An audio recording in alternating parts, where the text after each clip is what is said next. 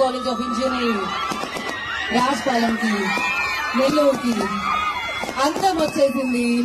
మీ అందరికీ ఆనందాన్ని అందించడానికి సనంత గారు ఇవాళ మీ ఫేస్ ని మరింత ఉత్సాహభరితం చేయడానికి ఇవాళ all the way like travel చేసి ఇక్కడి వరకు రావడం జరిగింది.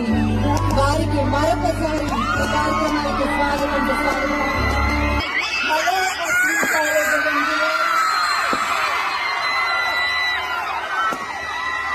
నాకు ఎక్కువ మంది అమ్మాయిలు కనిపిస్తారు.